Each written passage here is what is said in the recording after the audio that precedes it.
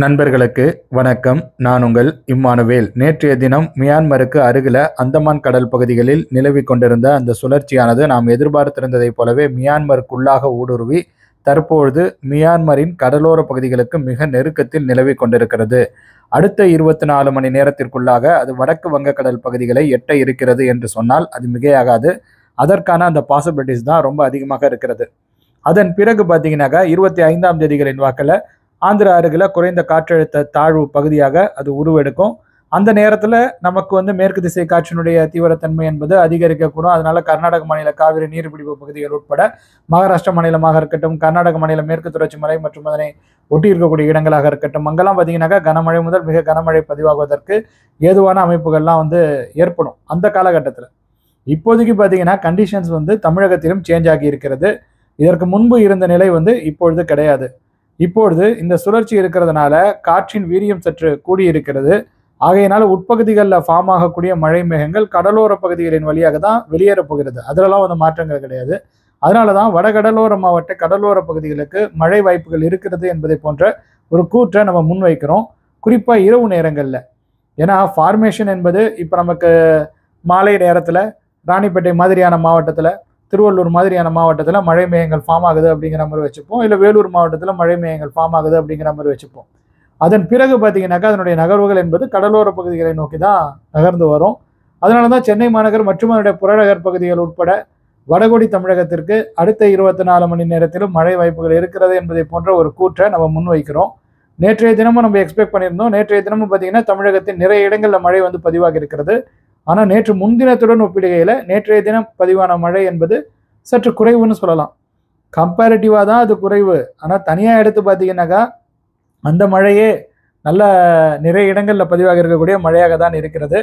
But இந்த சுழற்சியெலாம் கொஞ்சம் லேட்டாக ஃபார்ம் ஆகி இன்னும் கொஞ்சம் பெட்டரான கண்டிஷன்ஸ் நமக்கு உருவாகி இருந்ததுன்னா இப்போ நேற்று முன்தினம் பதிவாகி வந்த மாதிரியான வெப்பச்சலன மழையை நம்ம அடுத்த சில நாட்களுக்கும் எதிர்பார்த்திருக்கலாம்.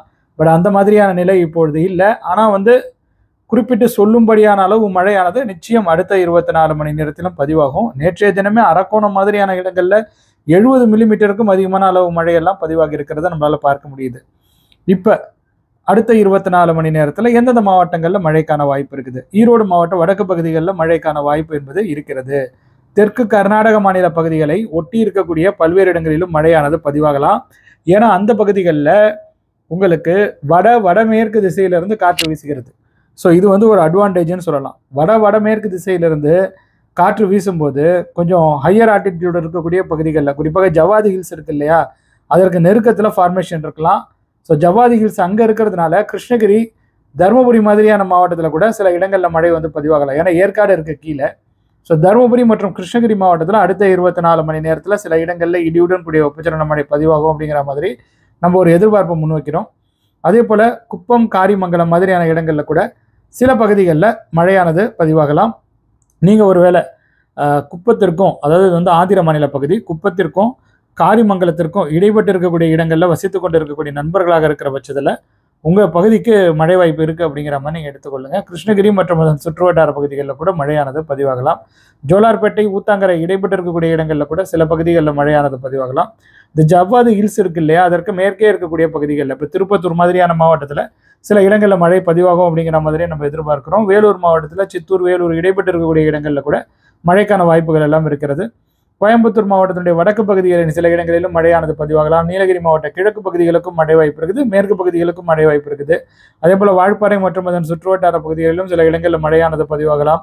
கொடைக்கானல் சுற்றுவட்டார பகுதிகள் உட்பட திண்டுக்கல் மாவட்டம் மேற்கு பகுதிகளிலும் மழை வாய்ப்புகள் என்பது அதிகமாக இருக்கிறது. கொடைக்கானல், பெரியகுளம் இடைப்பட்டு இருக்கக்கூடிய பகுதிகளில், போடிநாயக்கனூருக்கு நெருக்கத்தில் கூட சில இடங்களில் மழை பதிவாகலாம். திடீரென மழை பதிவானது என்றால் நீங்கள் மகிழ்ச்சியுடன் வரவேற்றுக் கொள்ளுங்கள். கொடைக்கானல் வத்தலகுண்டு இடைப்பட்டு இருக்கக்கூடிய அந்த சாலையிலும் திடீரென மழை பதிவானாலும் நீங்கள் மகிழ்ச்சியோடு அதை வரவேற்றுக் கொள்ளுங்கள். சேலம் மாவட்டத்திலும் மழைக்கான வாய்ப்பு இருக்குது. சேலம், நாமக்கல் இடைப்பட்டு இருக்கக்கூடிய பகுதிகளிலும் மழையானது பதிவாகலாம். மேட்டூர் அருகில் இன்றும் அடுத்த 24 மணி நேரத்தில் மழை மேகங்கள் ஃபார்மேஷன் என்பது இருக்கும். ஏன்னா நேற்றுமே இருந்தது, இன்றுமே இருப்பதற்கான வாய்ப்பு என்பது சற்று கூடுதலாக உண்டு. அதை நம்ம இங்கே பகிர்ந்துக்கிறோம். அதன் பிறகு பார்த்தீங்கன்னாக்கா திருவண்ணாமலை மாவட்டத்திலும் மழையானது பதிவாகலாம். ஏன்னா ஜவாதி ஹில்ஸுக்கு அட்வான்டேஜ் இருக்குங்கும் போது திருவண்ணாமலை மாவட்டத்தையும் நம்ம கன்சிடரேஷனுக்குள்ளே கொண்டுட்டு வரோம். திருவண்ணாமலை மாவட்டத்தின் வடக்கு பகுதிகளை நம்ம கன்சிடரேஷனுக்குள்ளே கொண்டுட்டு வர்றோம். அதுதான் ரொம்ப முக்கியம். அதையும் நம்ம அண்டர்ஸ்டாண்ட் பண்ணிக்கணும். ஸோ சேலம், நாமக்கல், திருப்பத்தூர், கிருஷ்ணகிரி, தருமபுரி, ஈரோடு மாவட்ட வடக்கு பகுதிகள், திருப்பூர் மாவட்ட வடக்கு பகுதிகள், கோயம்புத்தூர் மாவட்ட வடக்கு பகுதிகள், அதே போல் நீலகிரி மாவட்ட கிழக்கு பகுதிகள் மற்றும் திருவண்ணாமலை மாவட்டத்தின் சில இடங்கள், அதன் பிறகு காஞ்சிபுரம், திருவள்ளூர், செங்கல்பட்டு மாவட்டங்களே நம்ம வந்து கன்சிடரேஷனுக்குள்ளே கொண்டுட்டு வந்துடலாம். ஸோ கண்டிப்பாக இரவு நேரத்தில் அல்லது நள்ளிரவு அதிகாலை நேரங்களில் சென்னை மாநகர் மற்றும் புறநகர் பகுதிகளிலும் ஆங்காங்கே மழை பதிவாகலாம். அதற்கான வாய்ப்பும் அமைப்பும் இருக்கிறது என்று சொன்னால் அது மிகையாகாது. தென்னூர் மாவட்டங்களில் கூட ஒரு சில இடங்களில் மழையானது பதிவாகலாம். சிவகங்கை மாவட்டத்தில் மதுரை, திருச்சி இடைப்பட்டு இருக்கக்கூடிய அந்த சாலையில் திடீர்னு மழை வந்து பதிவாகலாம். மதுரை, புதுக்கோட்டை இடைப்பட்டு இருக்கக்கூடிய பகுதிகளில் கூட மழையானது பதிவாகலாம். அப்புறம் நள்ளிரவு அதிகாலை நேரத்தில் தான் உங்களுக்கு கடல் பகுதிகளில் மழை மேகங்கள் திரளுவதற்கான வாய்ப்புகள் இருக்குது. ஏன்னா அது விண்டு அப்படி தான் இடுக்குது. ஸோ விண்டு உள்ளேருந்து போய் என்ன ஆகுனாக்கா, வேகமாக போகிற விண்டு வந்து ஒரு இடத்துல வந்து குவியும். ஸோ அந்த குவிக்கிற இடத்துல உங்களுக்கு வந்து மழை மேகங்கள் வந்து திரளும். ஸோ அதனால் கடலோரத்தில் மழை மேகங்கள் திரளுவதற்கான வாய்ப்பு இருக்கிறதுனால நம்ம டெல்டாவின் கடலோர பகுதிகள் உட்பட வட கடலோர மாவட்டங்களிலும் நள்ளிரவு, இரவு அல்லது அதிகாலை நேரங்களில் ஆங்காங்கே மழை பதிவாகும் அப்படிங்கிற மாதிரியான ஒரு எதிர்பார்ப்பு, ஒரு கணிப்பாக முன்வைக்கிறோம். நேற்றுமே சென்னை மாநகரில் நள்ளிரவை ஒட்டிய நேரத்தில் மழை வந்து மீண்டும் வந்து பதிவானுச்சு சென்னை மாநகருடைய தெற்கு புறநகர் பகுதிகளில். ஏன்னா அவங்களுக்கு மாலை நேரத்தில் பதிவாகி இருந்தது, அதன் பிறகு ஆஃப் ஆகிருந்தது. சரின்ட்டு நான் வந்து விட்டுருந்தேன். பட் ஆனால் இரவு நேரத்தில் பதிவாக வாய்ப்பு இருக்குங்கிறது நமக்கு தெரிந்தது தான். பட் கண்டிஷன்ஸ் பார்த்தீங்கன்னாக்கா, நீங்கள் வந்து ரேடாரில் பார்க்குறீங்க, ஸ்டாம் இல்லை. அதே சமயத்தில் உங்களுக்கு வந்து வேறு சில இதில் நம்ம மெட்டியலாஜிக்ஸில் கூட நம்ம பார்த்தோம்னா க்ளவுட் டாப் அலர்ட் இருக்கு இல்லையா, அதில் பார்த்தாலும் பார்த்தீங்கன்னாக்கா பெரிய அளவுக்கு ஒரு ஸ்டாம் ஃபார்மேஷன் இருக்கிற மாதிரி நமக்கு வந்து தெரிய வரல. ஆனால் மழை பதிவானுச்சு. இதுதான் நீங்கள் புரிஞ்சுக்கணும். ஸோ கண்டிஷன்ஸ் வந்து வேறு. ஸோ எல்லா நிலையிலையும், அதாவது இப்போ ரேடாருங்கிறதே ஒரு குறிப்பிட்ட உயரத்தில் இருக்கக்கூடிய அந்த மழை மேகங்களை ரொம்ப துல்லியமாக காட்டக்கூடிய தன்மை மிக்கது தான். ஸோ அதனால தான் வெப்பச்சலன மழை காலகட்டத்தில் நம்ம ரேடார் இமேஜஸை ரொம்ப அக்யூரேட்டாக யூஸ் பண்ணுற அளவிற்கு வடகிழக்கு பருவமழை காலகட்டத்தில் யூஸ் பண்ண முடிகிறது கிடையாது. அது நீங்கள் வந்து புரிஞ்சுக்கணும். வடகிழக்கு பருவமழையில் ரேடாரில் வந்து அவ்வளோ இன்டென்ஸான ஸ்டாம்லாம் காட்டாது. இப்படி மழை விட்டு பொலன்னு பொழந்துட்டு இருக்கும். ஸோ இதெல்லாம் வந்து உயரம் அடிப்படையில் இருக்கக்கூடிய விஷயங்கள். ஸோ அதை நீங்கள் வந்து பிரித்து கையாள வேண்டிய தேவை என்பது வந்து இருக்கிறது. பட் புயல்களை ட்ராக் பண்ணுறதுக்குலாம் நம்ம வந்து யூஸ் பண்ணுவோம். 100-300 கிலோமீட்டர் சர்க்கிளுக்குள்ளே வந்துட்டுனா அந்த மையப்பகுதி, அந்த மைய கண் பகுதியெலாம் எங்கே இருக்குங்கிறத நம்ம தெரிஞ்சு வச்சுக்கலாம். அதே மாதிரி ரெயின் பேண்ட்ஸ்லாம் நம்ம வந்து தெரிஞ்சு வச்சுக்கலாம். ரெயின் பேண்ட்ஸ் எப்படி இருக்குங்கிறதெல்லாம் இதெல்லாம் நம்ம பருவமழை காலகட்டத்தில் பார்க்கலாம். இப்போதைக்கு நெக்ஸ்ட் 24 ஹவர்ஸில் சென்னை மற்றும் கோடியாக்கரை இல்லை பழவேற்காடு ஏரி முதல் கோடியாக்கரை வரையிலான அந்த இடைப்பட்டு இருக்கக்கூடிய பகுதிகளுக்கு மழைக்கான வாய்ப்புகள் என்பது இருக்கிறது. இரவு, நள்ளிரவு அல்லது அதிகாலை நேரங்களில். இவை தவிர்த்து உட்பகுதிகளில் நான் வந்து சொல்லியிருக்கேன் சில இடங்களில். ஸோ அந்தந்த பகுதிகளுக்கு மழை வாய்ப்பு இருக்குது அப்படிங்கிற மாதிரி எடுத்துக்கொள்ளுங்கள். லாஸ்ட் 24 ஹவர்ஸில் அரக்கோணத்தில் 70 மில்லிமீட்டர், கொரட்டூர் சென்னை மாநகர் 62 மில்லிமீட்டர், அம்பத்தூர் சென்னை மாநகர் 57 மில்லிமீட்டர், ஆயப்பாக்கம் சென்னை மாநகர் 56 மில்லிமீட்டர், ஆவடி திருவள்ளூர் மாவட்டம் 54 மில்லிமீட்டர், புள்ளம்பாடி திருச்சிராப்பள்ளி மாவட்டம் 50 மில்லிமீட்டர், நம்பியூர் ஈரோடு மாவட்டம் 48 மில்லிமீட்டர், மேடவாக்கம் சென்னை மாநகர் 41 மில்லிமீட்டர், தோகைமலை கரூர் மாவட்டம் 40 மில்லிமீட்டர், குடுமியான்மலை புதுக்கோட்டை மாவட்டம் 40 மில்லிமீட்டர், நுங்கம்பாக்கம் சென்னை மாநகர் 39 மில்லிமீட்டர், மயிலாப்பூர் டிஜிபி அலுவலகம் சென்னை மாநகர் 39 மில்லிமீட்டர், மேட்டூர் சேலம் மாவட்டம் 39 மில்லிமீட்டர், சேத்தியாத்தோப்பு கடலூர் மாவட்டம் 38 மில்லிமீட்டர், மதுரவாயல் சென்னை மாநகர் 37 மில்லிமீட்டர், கொளத்தூர் சென்னை மாநகர் 36 மில்லிமீட்டர், ஐனாவரம் தாலுகா அலுவலகம் சென்னை மாநகர் 36 மில்லிமீட்டர், அண்ணாநகர் மேற்கு சென்னை மாநகர் 35 மில்லிமீட்டர், ஐஸ் ஹவுஸ் சென்னை மாநகர் 35 மில்லிமீட்டர், கீரனூர் புதுக்கோட்டை மாவட்டம் 35 மில்லிமீட்டர், பாரிஸ் கார்னர் சென்னை மாநகர் 35 மில்லிமீட்டர், நெற்குன்றம் சென்னை மாநகர் 34 மில்லிமீட்டர். லிஸ்ட் ஃபுல்லாக சென்னை மாநகராக தான் இருக்குது.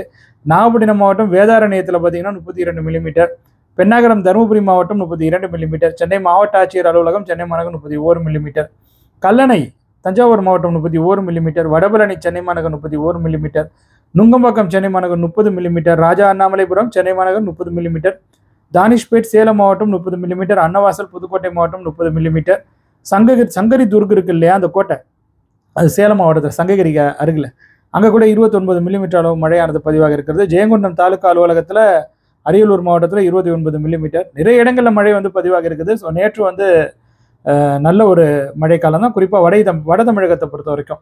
ஏன்னா தஞ்சாவூர் மாவட்டத்தில் சில இடங்களில் மழை பதிவாக இருக்குது, நாகப்பட்டினம் மாவட்டத்தில் பதிவாக இருக்குது, அரியலூர் மாவட்டத்தில் பதிவாக இருக்குது, நாகப்பட்டினம் மாவட்டத்தில் வேதாரண்யம் சுற்றுவட்டார பகுதிகளில் பதிவாக இருக்குது, பெரம்பலூர், கடலூர், திருச்சிராப்பள்ளி, புதுக்கோட்டை, நாமக்கல், சேலம், தருமபுரி, கிருஷ்ணகிரி, திருப்பத்தூர், வேலூர், ராணிப்பேட்டை, காஞ்சிபுரம், ஈரோடு, கோயம்புத்தூர், மற்றும் திருப்பூர் மாவட்டத்தின் சில இடங்கள் ஏன்னா அங்கங்கே மழை பதிவாக இருக்கிறது. பட் அதிகபட்ச பெனிஃபிட்டை லாஸ்ட் 24 ஹவர்ஸில் திருவள்ளூர் மற்றும் சென்னை மாநகர் தான் அடைந்திருக்கிறது. அதையும் நம்ம வந்து கணக்கில் கொள்ளணும். இதை மாதிரி தான் நெக்ஸ்ட் 24 ஹவர்ஸ்லையும் நிலை இருப்பதற்கான வாய்ப்புகள் இருக்குது. வடமேற்கு உள் மாவட்டங்களிலும் வட தமிழகத்திலும் அங்கங்கே மழையானது பதிவாகும். தென் உள் மாவட்டங்களிலும் சில இடங்களில் மழை வாய்ப்பு இருக்குது. அது என்னென்னங்கிறத நான் காணொலியில் சொல்லியிருக்கிறேன். அவ்வளோதான் இந்த வீடியோவை பொறுத்த வரைக்கும். இந்த வீடியோ உங்களுக்கு பயனுள்ள வகையில் அமைந்திருக்கும் அப்படிங்கிற மாதிரி நான் உறுதியாகவே நம்புகிறேன். உங்களுக்கு இந்த வீடியோ பயனுள்ளதாக அமைந்திருக்கு அப்படிங்கிற மாதிரி தோணுச்சுன்னா நீங்கள் இந்த வீடியோவை லைக் செய்து கொள்ளுங்கள். உங்கள் நண்பர்களுடன் பகிர்ந்து கொண்டு ஷேர் செய்து கொள்ளுங்கள். மறக்காமல் நமது யூடியூப் பக்கத்திற்கும் முகநூல் பக்கத்திற்கும் சப்ஸ்கிரைப் மற்றும் ஃபாலோ செய்து வைத்துக் கொள்ளுங்கள். வானிலை தொடர்பான மேலும் பல சுவாரஸ்யமான தகவல்களுடன் அடுத்தடுத்த வீடியோஸில் உங்கள் அனைவரையும் சந்திக்கிறேன். அதுவரையில் உங்களிடமிருந்து விடைபெற்றுக் கொள்வது உங்கள் இம்மானுவேல். நன்றி, வணக்கம்.